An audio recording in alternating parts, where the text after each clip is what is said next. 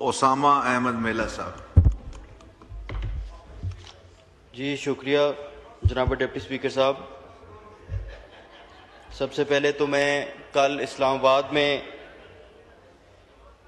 دہشت گرد حملے کی پرزور مذمت کرتا ہوں، اور اس سے مجھے اپنا بچپن یاد آیا جس میں ہم ایک خوف کی فضا میں پیدا ہوئے اور خوف کی فضا میں ہم بڑے ہوئے.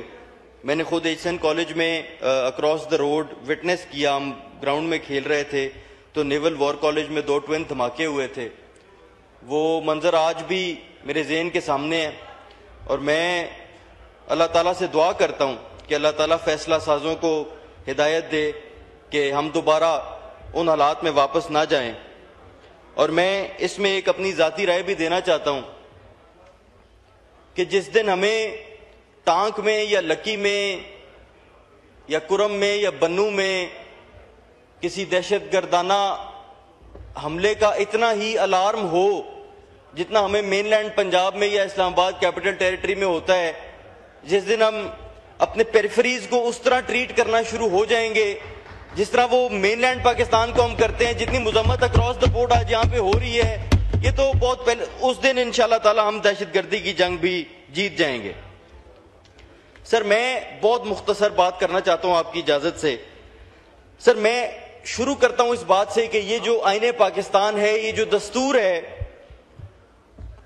یہ ہر پاکستانی کا، ہر پاکستان کے ادارے کا، ہر سٹیٹ کے پلر کا، چاہے وہ جوڈیشری ہو، چاہے وہ لیجسلیچر ہو، اور چاہے وہ ایگزیکٹو ہو، یہ ہم سب کا دستور ہے. اس دستور کے ذریعے لیجسلیچر اور ایگزیکٹو اگر سٹیٹ کے تیسرے پلر پر حملہ آور ہوں گے تو یہ سسٹینیبل نہیں ہے. جناب ڈپٹی اسپیکر صاحب، میں اپنے بھائیوں سے یہ گزارش کروں گا کہ 27ویں ترمیم، اور یہ وار آج نہیں شروع ہو رہا جناب اسپیکر، صوبائی الیکشنز کا سپریم کورٹ نے حکم دیا، انہوں نے جوتے کے نیچے اس کو رد کیا. پریکٹس اینڈ پروسیجر میں یہ امینڈمنٹ لے کر آئے، اس کے بعد اسپیشل سیٹس کا فیصلہ، میجورٹی سپریم کورٹ ججمنٹ پڑی رہی، اس پہ عمل درآمد نہ ہوا، اور آج یہ آخری وار جو عدلیہ کے اوپر ہو رہا ہے اس پہ آگے تفصیل میں بات کرتے ہیں. میں کل سے دیکھ رہا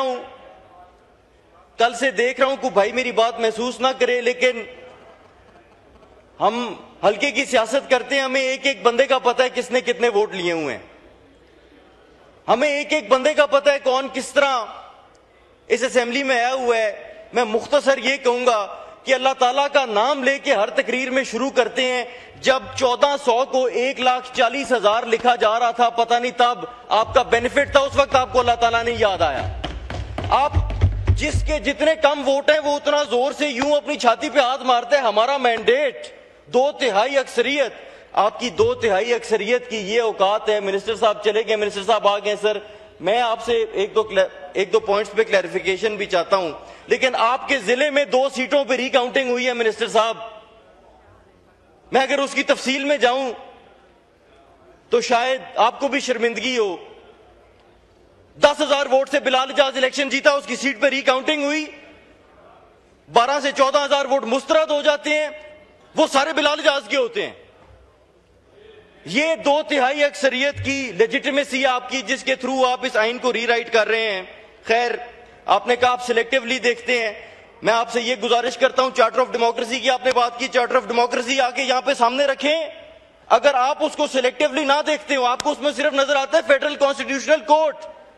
اگر چارٹر آف ڈیموکریسی پورے کے پورے پہ عمل ہو چکا ہے اور صرف فیڈرل کانسٹیٹیوشنل کورٹ کی جو ایڈوینٹ ہے وہ رہ گیا ہے، تو جناب ہم آپ کا ساتھ دیں گے. چارٹر آف ڈیموکریسی سامنے لے کے آئے، میں آپ کو بتاتا ہوں کہ سلیکٹیو ہم ہیں یا سلیکٹیو آپ ہیں. میں جناب گزارش کروں گا، پیپلز پارٹی کے دوست ہمارے لیے بہت محترم ہیں، جناب ذوالفقار علی بھٹو صاحب ایک ایسے نیشنل ہیرو تھے جن کو پھانسی کے گھاٹ چڑھایا گیا ایک عامر کے ہاتھوں، ایک شیم ٹرائل میں، ایک جوڈیشل مرڈر میں. آج وہ کہتے ہیں کہ ہم نے اس میں سے کافی انڈیزائربل چیزیں جو ہیں وہ نکلوائیں تو ہمیں اس کا کریڈٹ دیا جائے. اگر وہ تھیں تو we will give you credit for what you had excluded, but we will also discredit you for what you let pass. And what you let pass is that any judge of any high court can be transferred on the whims of the executive without his consent. جناب, یہ عدلیہ کو دبانے کی کوشش کی نیت سے شک ڈالی گئی ہے, اس سے عدلیہ کو دبایا جائے گا اور ہم اس کے خلاف مزاحمت کرتے رہیں گے. آپ نے اگر کریڈٹ لینا ہے جو آپ نے بچایا ہے تو ہم آپ کو کریڈٹ دیں گے, لیکن آپ کو اس چیز کا ڈسکریڈٹ بھی لینا پڑے گا, واٹ یو لیٹ پاس. جناب, ایک سپریم کورٹ کا جسٹس ہے, وہ فیڈرل کانسٹیٹیوشنل کورٹ میں نہیں جا رہا, ہی ول بی ڈیمڈ ریٹائرڈ. ایک جج ہے, وہ مرضی کا فیصلہ نہیں کرتا, وہ مرضی کا فیصلہ نہیں کرتا. کہتے ہیں اٹھو نا ذرا اس کو تربت پھینکو, ذرا اس کا ذرا علاج کریں.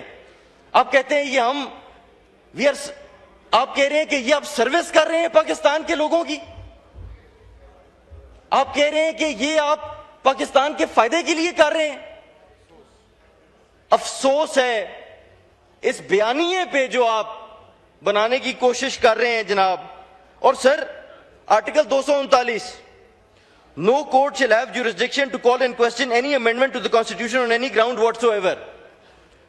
جناب ڈپٹی اسپیکر, میں پھر سے اپنی بات کو دہراتا ہوں, یہ دستور پارلیمنٹ کا نہیں ہے, یہ دستور کسی ایک ادارے کا نہیں ہے, چاہے وہ لیجسلیچر ہو, چاہے یہ جوڈیشری کا بھی دستور اتنا ہی ہے.